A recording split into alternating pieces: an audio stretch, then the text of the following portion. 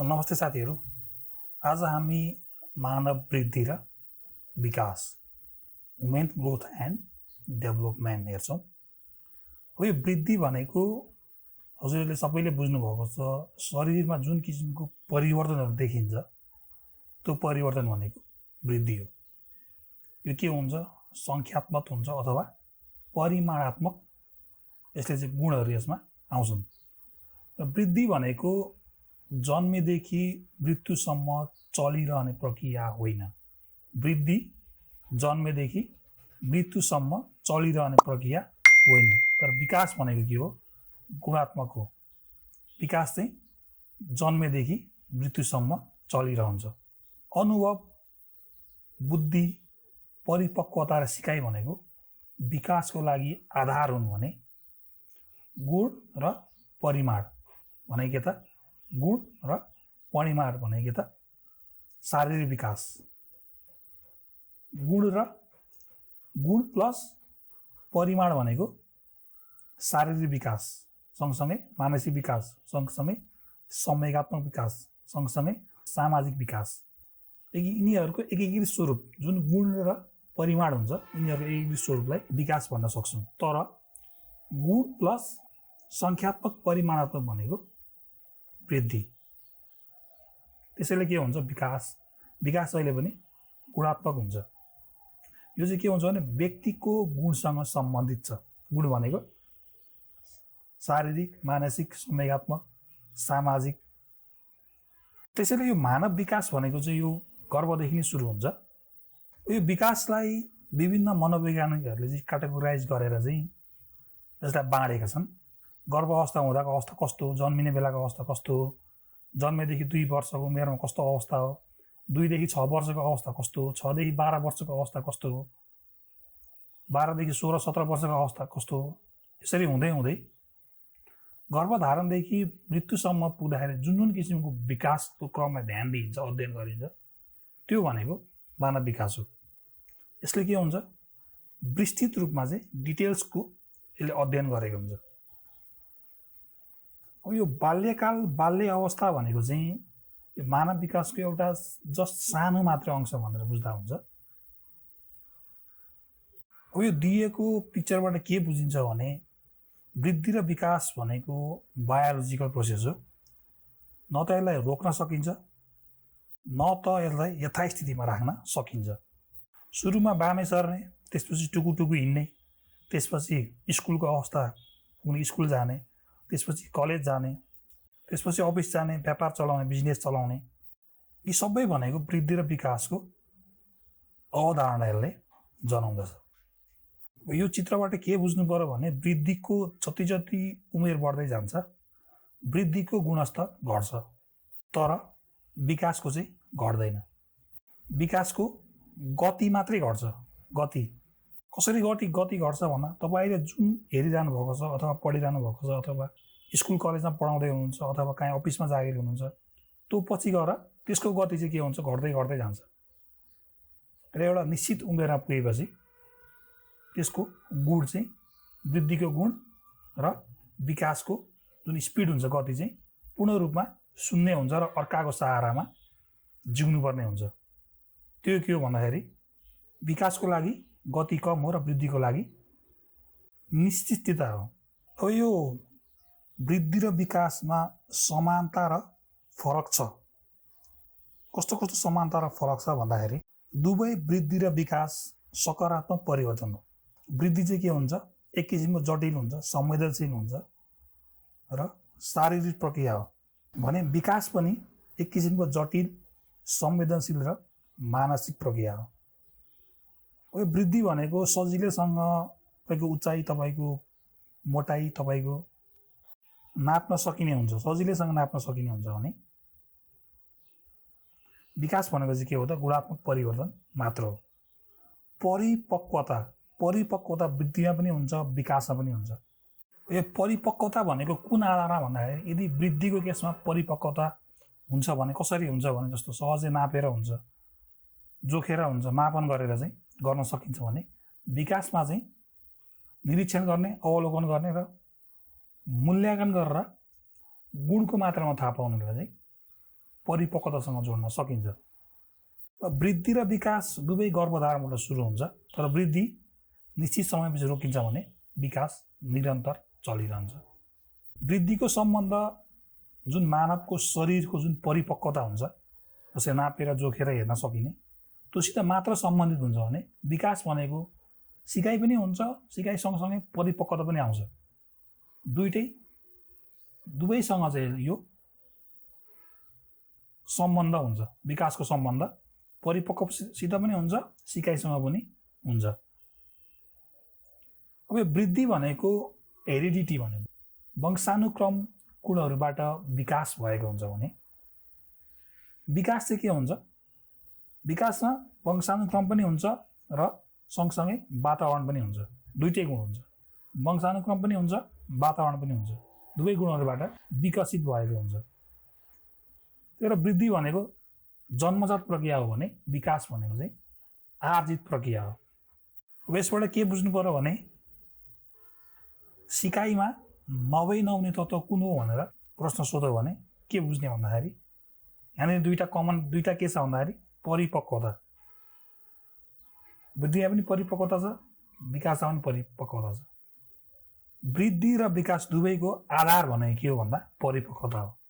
वृद्धिले शारीरिक परिपक्वता खोज्छ भने विकासले शारीरिक, मानसिक, सामाजिक र अन्य किसिमको परिपक्वता खोजेको हुन्छ। अब यहाँबाट सिकाइमा सबैभन्दा बढी प्रभाव पार्ने तत्त्व जस्तो एउटा शारीरिक तत्त्व, मानसिक तत्त्व, वंशानुक्रम र वातावरण, यो चारवटा अप्सन आयो भने केमा लाउने भन्दाखेरि मानसिक तत्त्व।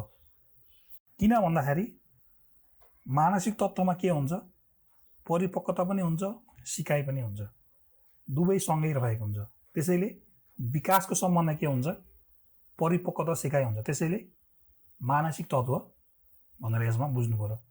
त्यसैले मानव विकासलाई प्रभाव पार्ने तत्त्व के हो भन्दाखेरि एउटा भनेको वंशाणु तत्त्व र अर्को भनेको वातावरण।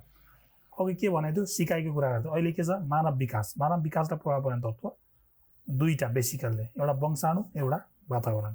साथीहरू, हामीले एउटा सानो प्रयास गरेको छौँ प्रिपेयर एप्स र लोकसेवा सहयोगीको कोलाबोरेसनमा चाहिँ हामी अब सञ्चालन गरिरहेका छौँ। यसको बारेमा डिटेल्स चाहिँ हाम्रो सरले भन्नुहुनेछ। कृपया यसलाई हेरिदिएर इन्स्टल गरेर यहाँबाट विभिन्न किसिमको प्रश्नहरू प्र्याक्टिस गर्न सक्नुहुन्छ। साथसाथै हाम्रो भिडियो पनि यसमा रेगुलरसँग आइरहने छ। सबैभन्दा पहिले गुगल प्ले स्टोरमा जानुहोस्, सर्च बारमा प्रिपेयर नेपाल टाइप गर्नुहोस्। भिडियोमा देखाइएको एपमा क्लिक गरी इन्स्टल बटन छुनुहोस्। गुगल वा फेसबुकबाट साइन इन गर्नुहोस्। शिक्षक सेवा आयोगमा गई आफूले चाहेको परीक्षाको तयारी गर्नुहोस्। हामी पढेका कुरालाई सम्झाउनेछौँ। प्रिपेयर, यो प्रिपेरेसन पार्टनर। अब यो मानव विकासको विशेषताहरू हेर्दाखेरि यो विकास भनेको परिवर्तनमा सामेल हुन्छ, यो थाहा भएको कुरा हो। यो विकासात्मक जुन डेभलपमेन्ट जुन प्रोसेस हुन्छ, प्रक्रियामा चाहिँ वैयक्तिक भिन्नता हुन्छ।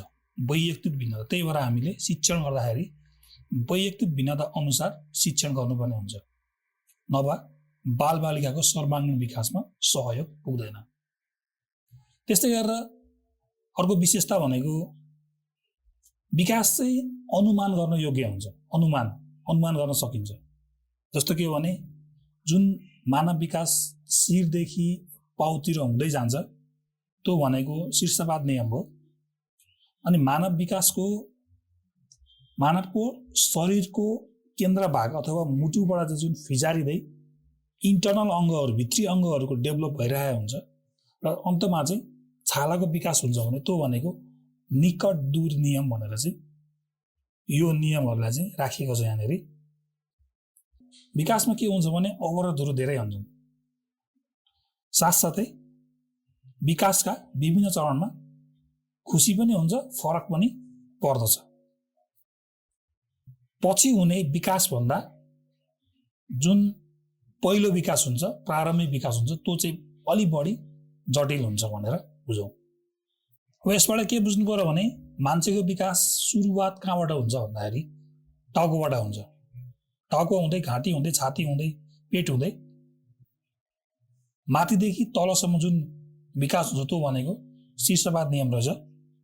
त्यस्तै गरेर सुरुमा मुटु विकास भएर मुटुको भागको वरिपरि विकास भएर त्यसपछि अलिक परको अङ्गहरू चाहिँ विकास भएर अन्तमा छालाको विकास हुने भनेको चाहिँ निकट दूर नियम रहेछ भनेर बुझौँ। अब मानव विकासको अध्ययनको सम्बन्धमा चाहिँ प्रसिद्ध मनोवैज्ञानिक इलिजाबेथ बी हर्लकले चाहिँ आफ्नो प्रसिद्ध पुस्तक, उनको पुस्तक डेभलपमेन्ट साइकोलोजी भन्ने छ र उनीले चाहिँ यो डेभलपमेन्ट अफ साइकोलोजीमा चाहिँ मानव विकासलाई चाहिँ यसरी 10 वटा चरणहरूमा चाहिँ उनले विभाजन गरेकी छिन्। सर्वप्रथम यो गर्भावस्था प्रेनेटल पिरियड भनेको चाहिँ हर्लकका अनुसार गर्भधारणदेखि जन्मनु पूर्वको अवस्था प्रेनेटल पिरियड जुन चाहिँ 270 देखि 280 दिनसम्मको हुन्छ। त्यस्तै गरेर इन्फ्यान्सी पिरियड शैशवावस्था जुन चाहिँ जन्मेदेखि 2 हप्तासम्मको अवस्था, जन्मेदेखि 2 हप्तासम्मको अवस्था, यो अवस्था निकै नै सङ्कटपूर्ण हुन्छ। त्यस्तै गरेर बेबीहुड पिरियड उत्तर शैशवावस्था, यो उत्तर शैशवावस्था भनेको चाहिँ 2 हप्तादेखि 2 वर्षसम्म, 2 हप्तादेखि 2 वर्षसम्मको अवस्था। त्यस्तै गरेर पूर्व बाल्य अवस्था अर्ली चाइल्डहुड पिरियड भनेको चाहिँ 2 देखि 6 वर्षसम्मको अवस्था, जुन चाहिँ हामी के भन्छौँ भन्दाखेरि पूर्व प्राथमिक कक्षामा भर्ना हुने, त्यसपछि चाहिँ फर्मल औपचारिक रूपमा चाहिँ कक्षा 1 मा चाहिँ भर्ना हुने उमेर हामी भन्छौँ। त्यस्तै गरेर लेट चाइल्डहुड उत्तर बाल्य अवस्था 6 देखि 10 अथवा 12, 6 देखि 10 अथवा 12 वर्षसम्मको उमेर चाहिँ उत्तर बाल्य अवस्था उमेर हो। कसका अनुसार भन्दाखेरि हर्लकका अनुसार जुन चाहिँ प्राथमिक विद्यालयको तह पुरा गरिसक्ने उमेर भनेर हामी भन्छौँ। भने पूर्व बाल्य अवस्था चाहिँ औपचारिक विद्यालय तहको सुरुवात गर्ने उमेर, मतलब पूर्व प्राथमिक कक्षा भर्ना गर्ने उमेर, र लेट चाइल्डहुड चाहिँ प्राथमिक विद्यालय तहको पुरा गरिसक्ने उमेर। त्यस्तै गरेर पूर्व किशोर अवस्था पुबर्टी जुन चाहिँ 10 अथवा 12 वर्षदेखि 13 अथवा 14 वर्षसम्मको अवस्था, यसलाई त हामी खप्टिएको उमेर पनि भन्छौँ। किन भन्दाखेरि उत्तर बाल्य अवस्था भनेको 10 अथवा 12 वर्ष, 6 देखि 10 अथवा 12 वर्ष हो भने यतापट्टि सुरुवात चाहिँ पूर्व किशोर अवस्थाको सुरुवात पनि 10 अथवा 12 वर्षदेखि भएको कारणले गर्दाखेरि पुबर्टीलाई हामी खप्टिएको उमेर भन्छौँ र यसको 13 अथवा 14 वर्षसम्मको अवस्था पुबर्टीको उमेर हो। त्यस्तै गरेर हर्लकका अनुसार किशोर अवस्था एडोलसेन्स पिरियड भनेको 13 अथवा 14, 13/14 देखि 18-19 वर्षसम्मको, जुन चाहिँ हर्लकले 2 भागमा विभाजन गरेका छन्। केलाई भन्दाखेरि किशोर अवस्थालाई एउटा भनेको पूर्व किशोर अवस्था अर्ली एडोलसेन्स जुन चाहिँ 13 देखि 17 वर्षसम्मको समयलाई पूर्व किशोर अवस्था भनेर भनिन्छ भनेर हर्लकले भनेको छिन् भने अर्को छ उत्तर किशोर अवस्था लेट एडोलसेन्स भनेको 17 देखि 18, 1 वर्षको मात्रै फरक, जुन यो बिचको समय छ, यो बिचको समय वर्षको समयलाई चाहिँ यो अवधिलाई चाहिँ उत्तर किशोर अवस्था भनेकी छिन्।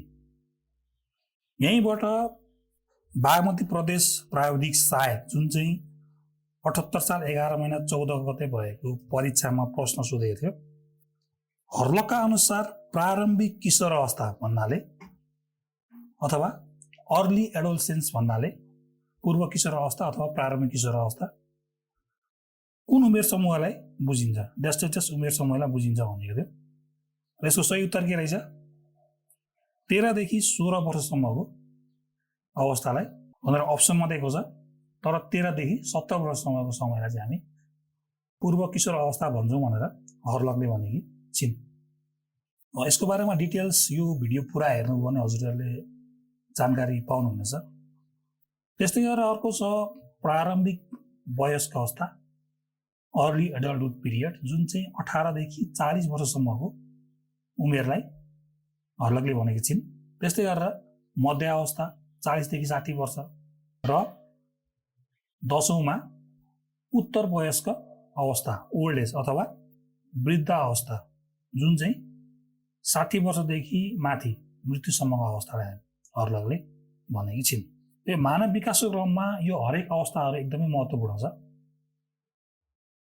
यसले गर्दाखेरि बालकदेखि वृद्ध हुन्जेलसम्मको लागि जुन विकास भनेको छ, विकास शारीरिक, मानसिक, सामाजिक, बौद्धिक, समयगात्मक विकासको पक्षलाई चाहिँ यिनीहरूले समेटेको हुन्छ। अब हामी जब यो मानव विकासको अध्ययनको विधितिर, बेसिकल्ली अध्ययनको विधि चाहिँ एउटा लम्बिए विधि र एउटा खण्डात्मक विधि। मानव विकासको अध्ययनको विधि भनेको चाहिँ, जस्तो यो मानव विकास भनेको आफैमा एउटा जटिल कार्य हो। विकासलाई पहिचान गर्नको लागि चाहिँ प्रत्येक व्यक्तिको वैयक्तिक भिन्नता, जुन वैयक्तिक भिन्नता हुन्छ, त्यो पहिचान गर्न एकदमै जरुरी हुन्छ। त्यो पहिचान गर्नको लागि एउटा मात्र विधिले मानव विकासको अध्ययन गर्न एकदमै गाह्रो हुन्छ।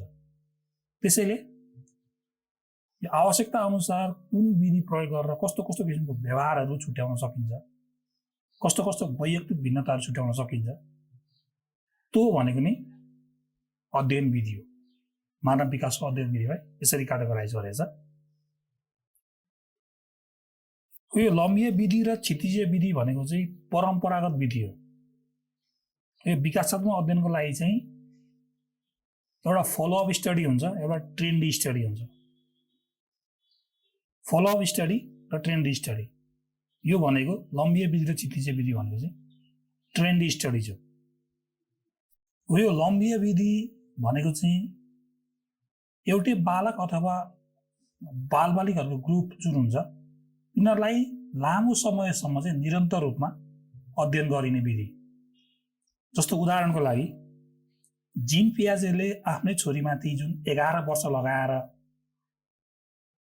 अध्ययन गरेका थिए, त्यसलाई हामी लम्बिए विधि, यो विधि अन्तर्गत भन्न सक्छौँ।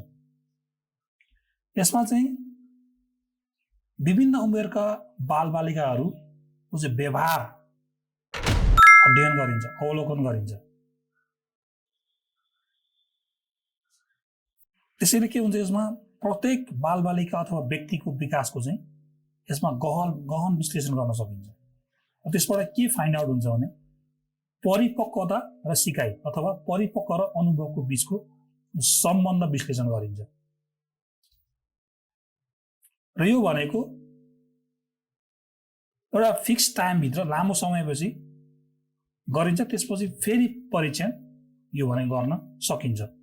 हर्लकले फेरि यो लम्बिए विधि, लङ्गिट्युडिनल मेथडलाई चाहिँ अब दुई किसिमले हेर्न सकिन्छ भनेर भनेको चाहिँ, एउटा भनेको व्यवहारमुखी, बिहेभियर्स उन्मुख छ एउटा भनेको, अर्को भनेको जीवन परिणाम उन्मुख छ। अब व्यवहार उन्मुख भनेको के हो भन्दा, जो बालबालिकाहरूको सर्वाङ्गीण विकास हुन्छ, सर्वाङ्गीण विकास भित्र पनि कुनै एउटा मात्र, जस्तो शारीरिक हो कि मानसिक हो कि सामाजिक हो कि संवेगात्मक हो, कुनै एउटा मात्र विकासात्मक पक्षको अवधि हेरिन्छ। त्यो अवधि चाहिँ व्यवहारमुखी अवधि हो। जस्तो हामी जीन पियाजेले जुन गरेका थिए, उनले पनि 11 वर्ष लगाएर यही आधारमा गरेका थिए। जस्तो अर्को उदाहरणको लागि, यदि कसैले चाहिँ 20-22 जना बालबालिकालाई राखेर चाहिँ उनीहरूको व्यक्तिगत विकास, त्यसपछि उनीहरूको क्रियात्मक विकासको बारेमा अध्ययन गरेर, जुन चाहिँ बालक जन्मेदेखि एउटा फिक्स एजसम्म 2 वर्ष 4 वर्षसम्मको अध्ययन गरेर त्यो किसिमको अध्ययन गरेर एउटा व्यवहार पत्ता लगाइन्छ भने त्यो भनेको व्यवहार उन्मुख। त्यही भएर जीन पियाजेले आफ्नै छोरी ज्याक्लिनलाई चाहिँ उनले गरेको भनेको आँखा र हातको कसरी समन्वय हुन्छ भनेर चाहिँ उनले त्यो विकास सम्बन्धी अध्ययन गरेका थिए 4 महिना लगाएर निरन्तर अध्ययन गरेका थिए। त्यसलाई हामी ट्रेट ओरिएन्टेड अथवा व्यवहारमुखी उन्मुख अध्ययन भनेर भन्न सक्छौँ। तर जीवन परिणाम उन्मुख भनेको चाहिँ यो भनेको दोस्रो तरिका। यसबाट भनेको चाहिँ एउटा मात्रै विकासात्मक पक्ष हेरिँदैन, सम्पूर्ण विकासक्रमको धेरै लामो समयसम्म अध्ययन गरिन्छ। यसबाट के पत्तो लगाइन्छ भने मानव विकास चाहिँ कसरी हुन्छ भन्ने कुरा समग्रमा हेर्न सकिन्छ, समग्रमा जेनरलाइजेसन गर्न सकिन्छ। जस्तो उदाहरणको लागि मनोवैज्ञानिक बुफेन भन्ने छन्, बुफेन जुन चाहिँ 17 वर्ष लगाएर एउटै बालकको चाहिँ उसको हाइटको बारेमा अध्ययन गरेका थिए। त्यसलाई हामी जीवन परिणाम उन्मुख भनेर भन्न सक्छौँ, जुन चाहिँ 17 वर्षसम्म लगाएर बालकको उचाइको बारेमा अध्ययन गरेका थिए। अब यो लम्बिया विधि भनेको चाहिँ यसले परिवर्तन ल्याउने भनेको चाहिँ विकासात्मक कुराहरूको परिवर्तनको अध्ययन गर्न सकिन्छ यसबाट। यसो भनेको विकासको एनालाइसिस पनि गर्न सकिन्छ र यो व्यक्तिको आधारमा र व्यवहारको आधारमा त्यसपछि वातावरणीय परिवर्तनको प्रभावले पनि यसलाई अध्ययन गर्ने अवसर दिन सक्छ। परिपक्व त्यसपछि अनुभव यो दुईटै बीचको सम्बन्ध विश्लेषण गर्न सकिन्छ लम्बिया विधिबाट। भने कुन अवस्थामा वृद्धि र विकास सिकाइ कसरी हुन्छ, कुन अवस्थामा बढी वृद्धि र कुन अवस्थामा बढी विकास तथा सिकाइ चाहिँ कहिले हुन्छ कसरी हुन्छ भन्ने कुराको अध्ययन गर्नलाई अरू विधिभन्दा लम्बिया विधि अलिकति उपयोगी मानिन्छ। यसैबाट अध्यापन अनुमति पत्र माध्यमिक तह जुन चाहिँ 2072 साल 11 महिना 14 गते भएको परीक्षामा यसैबाट झुक्क्याउने प्रश्न सोधेको छ। यसमा के सोधिएको छ भन्दा बालकको फरक व्यवहार, बालकको फरक व्यवहार एउटा मात्रै होइन, विभिन्न किसिमको व्यवहारहरू पत्तो लगाउनलाई मानव विकासको अध्ययनको विधि कुन विधि उपयुक्त हुन्छ भनेर सोधेको थियो। यसमा भनेको 4 अप्सन, 2टा छोडिदिउँ। एउटा भनेको खण्डात्मक थियो क्रस सेक्सन, अर्को भनेको लङ्गिट्युडनल थियो। भनेपछि यसको उत्तर के रहेछ, लङ्गिट्युडनल रहेछ भनेर बुझौँ। अब त्यस्तै गरेर अर्को छ खण्डात्मक विधि अथवा क्षितिजीय विधि, जुन चाहिँ मानव विकासको महत्त्वपूर्ण विधि मध्ये एक मानिन्छ यसलाई पनि।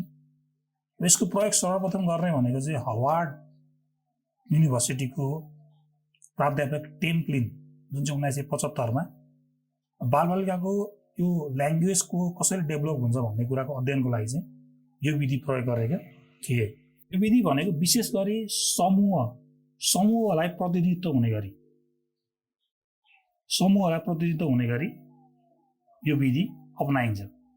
समूह बीचको चाहिँ व्यवहारको तुलनात्मक अध्ययन हुन्छ। जस्तो उदाहरणको लागि जस्तो धनगढीको 4 वर्ष बालबालिकाले देखाउने व्यवहार, त्यस्तै गरेर विराटनगरको 4 वर्ष उमेर पुगेका बालबालिकाले देखाउने व्यवहार, यस्तै गरेर काठमाडौँको 4 वर्ष उमेर पुरा गरेको बालबालिकाले देखाउने व्यवहार, यिनीहरू यस्तो किसिमको व्यवहार चाहिँ तुलनात्मक रूपमा अध्ययन गरेर एउटा निष्कर्ष निकालिन्छ भने त्यो भनेको खण्डात्मक विधि हो।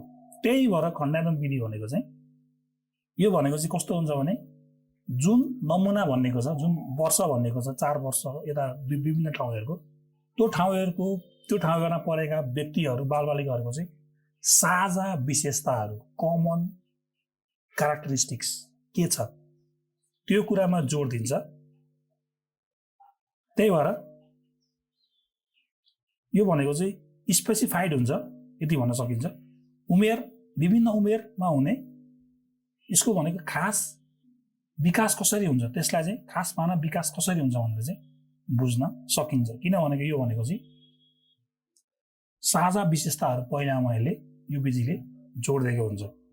तर यो भनेको एउटै समयमा एउटा मात्रै नभएर धेरै मानिसहरूको, धेरै बालबालिकाहरूको अध्ययन गर्न सकिन्छ। यो भनेको सरल पनि हुन्छ र यो निष्कर्षलाई हामी सामान्यीकरण गर्न सक्छौँ। त्यही भएर यो प्रश्नमा एकचोटि ध्यान दिन जरुरी छ, जुन चाहिँ माध्यमिक तह अध्यापन अनुमति पत्र 2072 11 महिना 14 गते सोधेको प्रश्नमा चाहिँ बालकको फरक व्यवहार भनेको छ। यहाँनिर समूह भनेको भए फेरि क्षितिजीय विधि हुन्थ्यो। यहाँनिर बालकको एउटा पर्सनल बालकको कुरा गरेको छ।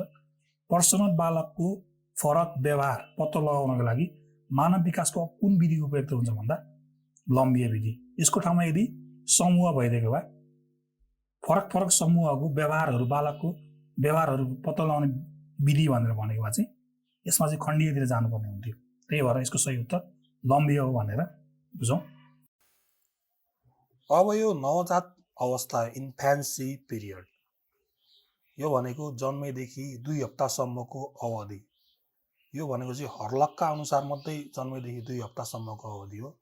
यसैको ठाउँमा WHO भनेर आयो भने WHOले चाहिँ फेरि 28 दिन मानेको छ। WHOले इन्फेन्सी पिरियडलाई 28 दिन मानेको छ। अब यसको मेजर क्यारेक्टरिस्टिक्स भनेको चाहिँ यो भनेको चाहिँ अब सबैभन्दा छोटो अवधि मानव विकासको वृद्धिको सबैभन्दा छोटो अवधि भनेको नवजात अवस्था। त्यो असहायक अवस्था यो जन्मेदेखि 2 हप्तासम्मको जुन अवधि मानेकी छिन् हर्लकले, त्यो अवस्था भनेको चाहिँ तौल नबढ्ने अवस्था हो। त्यो बेलामा तौल बढ्दैन, स्थिर भइरहन्छ त्यति पिरियडमा। त्यही भएर यतिखेर भनेको चाहिँ समायोजन कसरी हुने भन्ने कुरामा मात्रै अलिकति ध्यान दिइन्छ। समायोजन बाहिरी वातावरणमा समायोजन कसरी हुने, यो त्यही भएर यसलाई चाहिँ समायोजन हुने अवस्था भनेर भन्न मिल्छ।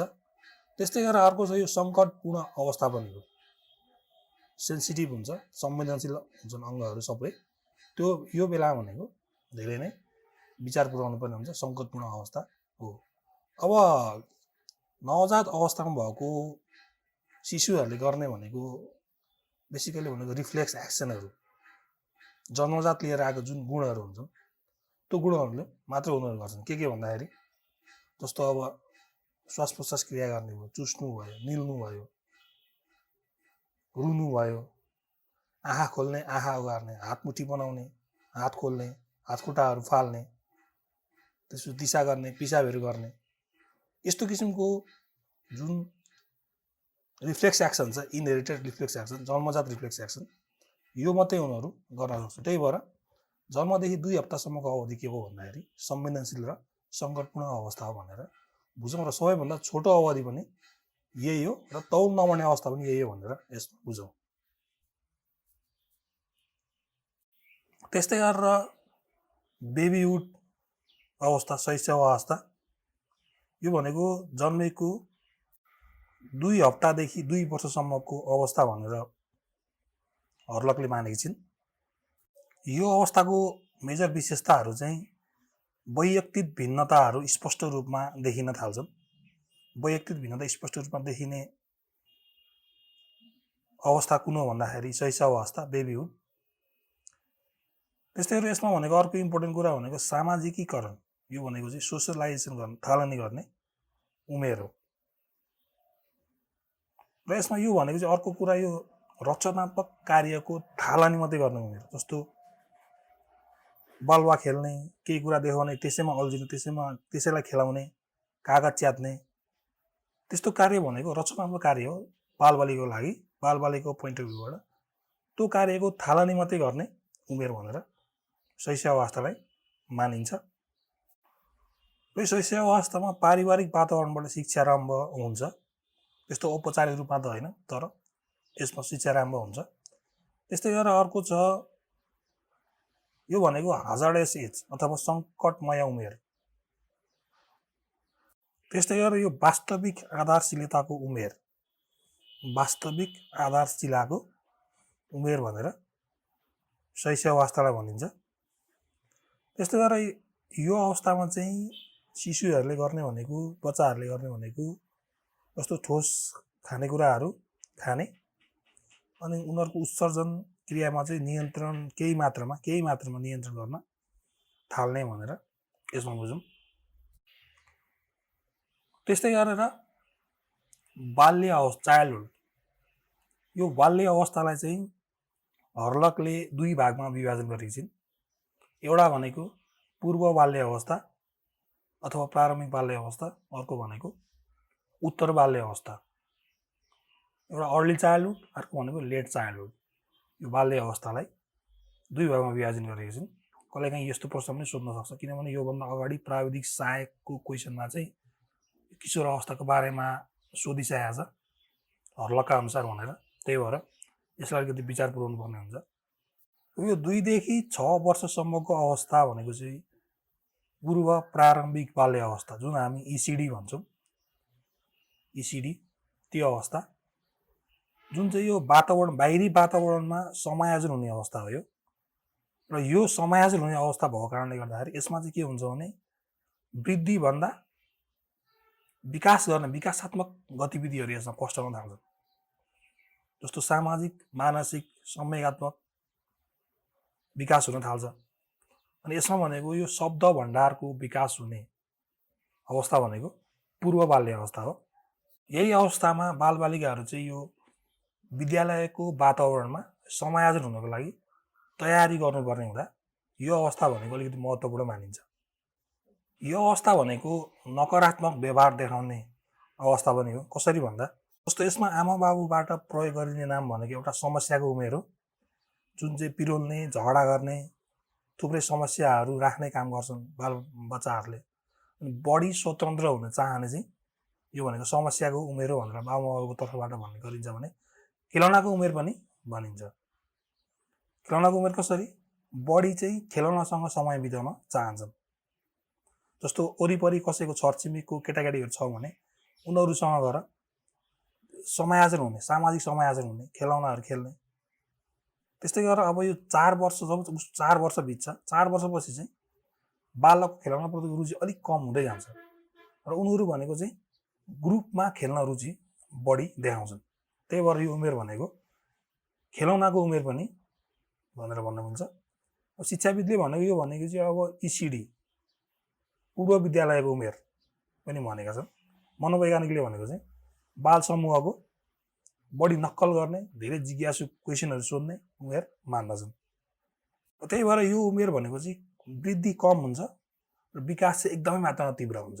शरीरको आकार, प्रकार, बनोटमा यसमा तीव्रता आउँछ र विभिन्न शारीरिक अङ्गहरू, तिनको कार्यक्षमता पनि यसमा तीव्रता आउने हुन्छ। त्यही भएर यो अवस्था भनेको चाहिँ वृद्धि कम र विकास चाहिँ एकदमै धेरै भएको हुन्छ। यो नकारात्मक धारणा जस्तो जिद्दीपन, विरोध गर्ने, रिस गर्ने, ईर्ष्या गर्ने, यो नकारात्मक व्यवहार भन्न सकिन्छ। अनि कुराकानी बुझ्ने, भाषिक शब्द भण्डारको विकास हुने, तर्कपूर्ण कुराहरू बुझ्ने गर्छ, इखालु हुने, इगोसेन्ट्रिजम हुने चाहिँ यो अवस्थाको उमेर हो। यो उमेर भनेको उनीहरूको धारणा बनाउने, हर्लकले यो उमेरलाई धारणा निर्माण गर्ने उमेर भनेको छ। कसरी भन्दा जस्तो उनीहरूले जीवन भनेको के हो, बालक सजीव र निर्जीव वस्तुमा उनीहरू फरक गर्न जान्दैनन्। निर्जीव वस्तुलाई पनि सजीव जस्तो व्यवहार गर्न थाल्छन् यो उमेरको बालबालिकाहरू। जस्तो अब आफ्नो कुनै गुडिया छ, कुनै खेलौना छ भने उनीहरूसँग खेल्ने, उनीहरूलाई खुवाउने, उनीहरूलाई नुहाइदिने, माया गर्ने, यो किसिमको जीवन चाहिँ यही हो भनेर उनीहरूले बुझेको हुन्छ। र उनीहरूमा चाहिँ गतिशील वस्तुहरू चाहिँ जुन चल्ने वस्तुहरू देखेका हुन्छन्, जानेका हुन्छन्, त्यो भनेको चाहिँ उनीहरूको पोइन्ट अफ भ्यूबाट चाहिँ यिनीहरू जीवित हुन् भन्ने उनीहरूमा धारणा विकास हुन्छ। त्यस्तै गरेर अर्को मृत्यु छ। मृत्युको वास्तविक अर्थ उनीहरूले बुझेको हुँदैनन्। कुनै कुरा जस्तो हरायो अथवा नास्यो भने उनीहरूले भनेको त्यो चाहिँ मृत्युको रूपमा लिन्छन्। त्यही भएर उनीहरूले बेसिकल्ली मरेको कुरा व्यक्ति छ भने पनि फर्केर आउँछ, ऊ माथि तारामा हुनुहुन्छ, ऊ फर्केर आउँछ भन्ने कुरा यदि देखाइदिनु हो भने चाहिँ उनीहरूले यो कुरामा विश्वास लिएको हुन्छ। त्यस्तै गरेर जन्म छ अर्को। र उनीहरूले जन्म भन्ने बित्तिकै जन्मको प्रोसिजर के हो भनेर उनीहरूलाई थाहा हुँदैन। उनीहरूको अन्डरस्ट्यान्डिङमा जन्म भनेको भगवानको देन हो भनेर अथवा आकाशबाट आएको भनेर मानेको हुन्छ। त्यस्तै गरेर उनीहरूको अब आफ्नो शरीरको अङ्गको बारेमा जानेका हुन्छन्, उनीहरूको आफ्नो लिङ्ग के हो त्यो पहिचान गरेका हुन्छन्। त्यस्तै गरेर अर्को सुन्दरता छ। बालकले चाहिँ विभिन्न कलरहरू हुन्छ, जुन निलो, रातो, हरियो, कालो, सेतो, पहेँलो, सुन्तला रङ, यिनीहरू भनेको चाहिँ प्रायः जसो कम मन पराउँछ। स्पेसल्ली केटा रातो, केटीले निलो, बैजनी रङ विशेष मन पराउँछ त्यो अवस्थाको उमेरमा। र जुन आफूलाई मनपर्ने कपडा छ त्यो चाहिँ उनीहरूको लागि राम्रो कपडा उनीहरूले मानेको हुन्छन्। त्यस्तै गरेर अर्को स्थान छ। स्थान उनीहरू भनेको स्थानको बारेमा भनेको छोटो दूरीको बारेमा मात्रै उनीहरूलाई सही ज्ञान भएको हुन्छ, लामो दूरीको बारेमा उनीहरूलाई थाहा हुँदैन। पछि गएर यो वस्तु भनेर चिन्दछन्, तर छोटो दूरीको मात्र उनीहरूलाई सही ज्ञान भएको हुन्छ। जुन उनीहरूले नजिकको वस्तु देखेको हुन्छन्, जुन ठुलो हुन्छ, त्यो नजिकको वस्तुलाई उनीहरूले ठुलो भन्छन्, टाढाको वस्तु देखाइदिनु भने उनीहरूले सानो भन्छन्। र 3 देखि 4 वर्षको उमेरको बिचमा चाहिँ उनीहरूको ठुलो र सानो भन्ने धारणा विकास भएको। त्यस्तै गरेर अब वेट, वजन, उनीहरूको तौलको सही अनुमान गर्न सक्दैनन्। उनीहरूले जुन वस्तु देखेको हुन्छन् त्यसको आकारको तौल यो धेर भनेर अनुमान मात्रै गर्ने हुन्छन्। त्यस्तै गरेर समय छ अर्को। समय भनेको उनीहरूलाई बजे थाहा हुँदैन, कति बजेको ज्ञान हुँदैन। 4 देखि 5 वर्षको बालकलाई चाहिँ यो बिहान हो, यो दिउँसो हो, यो बेलुका हो भनेर ज्ञान चाहिँ हुन्छ। त्यसो हो भने यो उमेरको बालबालिकाहरू वृद्धि कम विकास धेर हुन्छ भने विकासात्मक कार्य चाहिँ के हुन्छ भन्दाखेरि, जस्तो अब सबै प्रकारको खानाहरू आफै खान सक्छन्, त्यसलाई विकासात्मक कार्यक्रममा लिन सकिन्छ। बोलचाल गर्न सक्छन् अरू मानिससँग, अरूले भने के कुरा हो त्यो कुरा बुझ्न सक्छन्। उनीहरूको जुन कन्सेप्ट छ, अघि भने धारणा र समझदारी पनि उनीहरूमा विकास भएको हुन्छ। यो ठिक यो बेठिक भनेर छुट्याउन सक्छन्। आफ्नो मलमूत्र चाहिँ आफै त्यागमा नियन्त्रण गर्न सक्छन्। जस्तो सुहायो भन्छन्, जस्तो पट चाहियो भन्छन्, त्यो किसिमको नियन्त्रण गर्ने हो। अनि उनीहरू भनेको विद्यालय जानका लागि तयार भएका हुन्छन्। विशेष गरी सामाजिकरण गर्ने एक्टिभिटिजहरू उनीहरूमा विकास भएको हुन्छ। त्यही भएर पूर्व बाल्य अवस्थालाई विकासात्मक उमेर भनेर भनिन्छ। अनि त्यस्तै गरेर आत्मचेतनाको विकास हुने आफ्नो आमा, आफ्नो बुवा, दिदी, दाजु, आफ्नो रिलेटिभ्सको छ, उनीहरूले त्यो बुझ्न सक्छन्। त्यस्तै गरेर बाल्य अवस्थाको अर्को अवस्था भनेको उत्तर बाल्य अवस्था, लेट चाइल्डहुड, जुन चाहिँ सामान्यतया भन्ने शब्द छ यहाँ, सामान्यतया 6 देखि 13 वर्ष। अब यहाँनिर थाहा पाउनुपर्ने के हो भने यो सामान्यतया भन्ने शब्द जुन चाहिँ 6 देखि 13 छ, कसैको 12 वर्ष पनि हुन्छ, कसैको 11 वर्ष पनि हुन्छ। भन्नाले यो चाहिँ यौन परिपक्वता प्राप्त नगरेसम्मको भनेको। यौन परिपक्वता भन्नाले पुरुषको हकमा अण्डकोशले वीर्य उत्पादन गर्न थालेको अवस्था र लिङ्गबाट स्पर्म बाहिरिने थालेको अवस्था हो भने महिलाको हकमा पहिलो मेन्स्ट्रुएसन साइकल भएको अवस्था। त्यो भनेको महिलाहरूको डिम्ब उत्पादनको सूचक हो। ठ्याक्कै यही अवधिलाई चाहिँ कसैको ढिलो कसैको छिटो हुन्छ।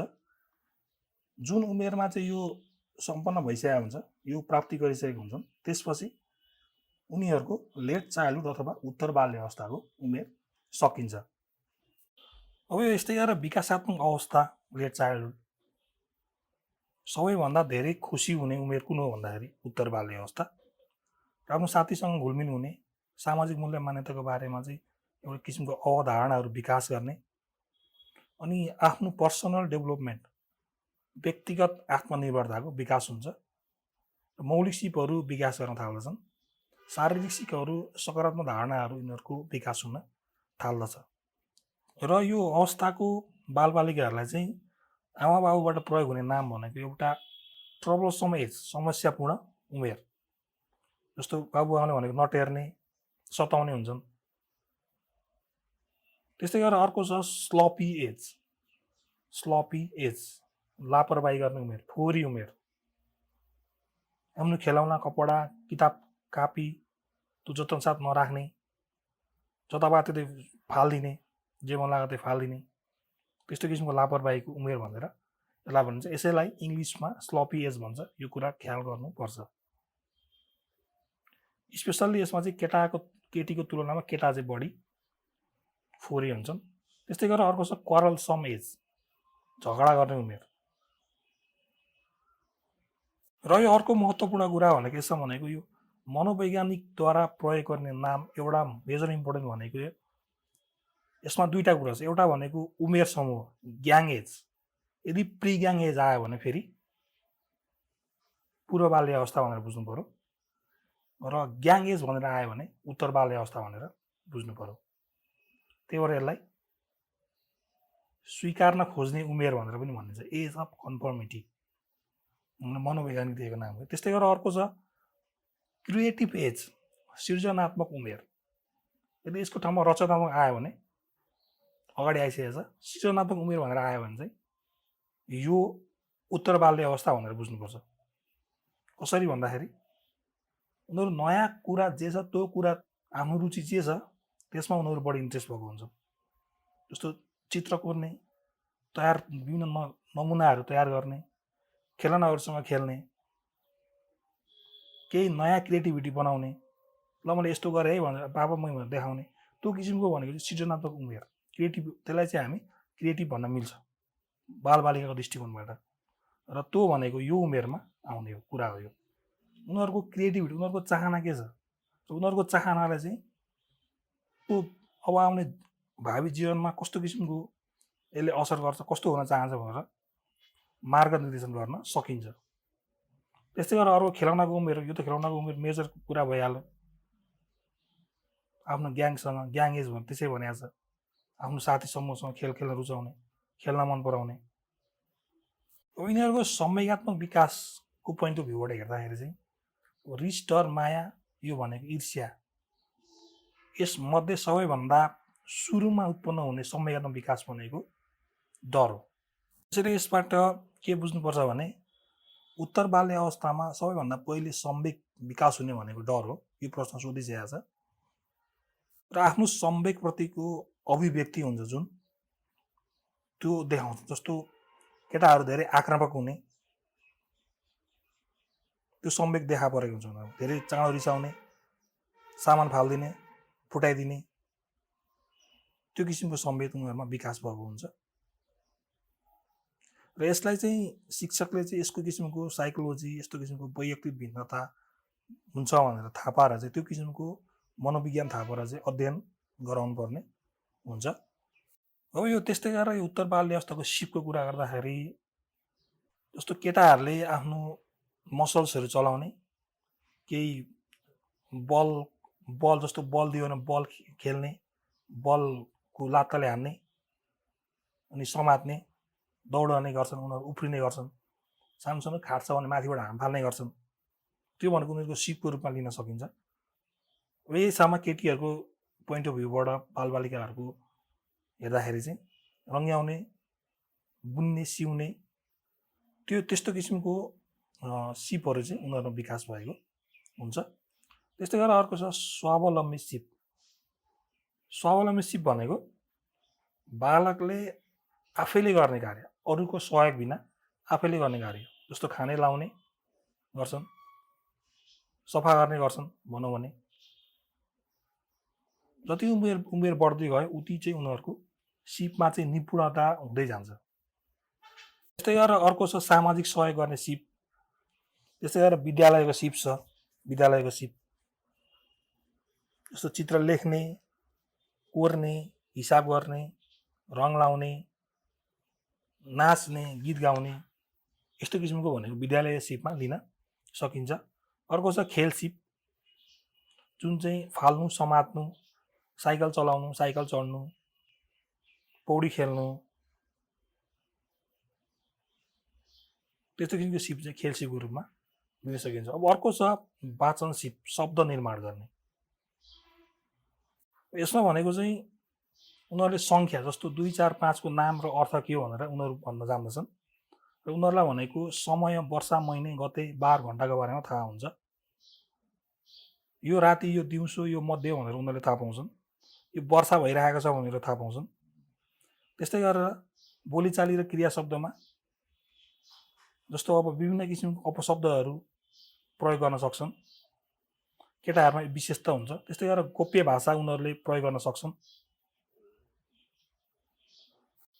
यसमा भनेको पहिलो कक्षामा बालकले 20 देखि 24,000 र 8 देखि 9 कक्षामा पुगेको बालकहरूले चाहिँ करिब 50,000 शब्द, गोप्य शब्दहरूको चाहिँ ज्ञान उनीहरूमा हुने अनुमान मात्रै गरिएको छ। त्यस्तै गरेर उच्चारण गर्दाखेरि उच्चारण भनेको डबल मिनिङ लाग्ने किसिमको उच्चारण उनीहरू दिन सक्छन्। अरूले बोलेको, सुनेको गल्तीलाई उनीहरूले सुधार्ने गर्छन्। अनि वाक्य निर्माण गर्दाखेरि यसमा भनेको तीव्र वृद्धि र उच्च सामाजिक र आर्थिक अवस्था भएका बालक यो लामा र जटिल वाक्यको प्रयोग गर्छन्। जसको तीव्र वृद्धि र उच्च सामाजिक र इकोनोमिक हिसाबले उसको हाई लेभलको छ, त्यस्तो किसिमको बालबालिकाहरूले चाहिँ जटिल वाक्यहरू प्रयोग गर्न सक्दछन् भनेर भनिएको छ। अनि विद्यालयको सिकाइ रेडियो टेलिभिजनको माध्यमबाट चाहिँ जुन सोसियल, अहिले त फेसबुक, त्यसपछि सोसियल डिस्टेन्स, सोसियल कन्ट्याक्ट कसरी राख्ने, त्यसको बारेमा बुझ्ने बुझाउने क्षमता उनीहरूमा वृद्धि भइसकेको हुन्छ। त्यस्तै गरेर यिनीहरूमा बुझाइको विकास पनि डेभलप भइसकेको हुन्छ, पारिवारिक सम्बन्ध के हो भनेर बुझिसकेका हुन्छन्। व्यक्तिगत विकास, पर्सनल डेभलपमेन्ट भनेको उनीहरूको मानसिक धारणा जुन छ त्यो व्यक्तित्व विकासमा परिवर्तन हुँदै जान्छ। सामाजिक परिवेश चाहिँ उनीहरूमा विस्तार हुने हुँदाखेरि आत्माको जुन धारणा छ त्यो पनि परिवर्तन ल्याउँछ।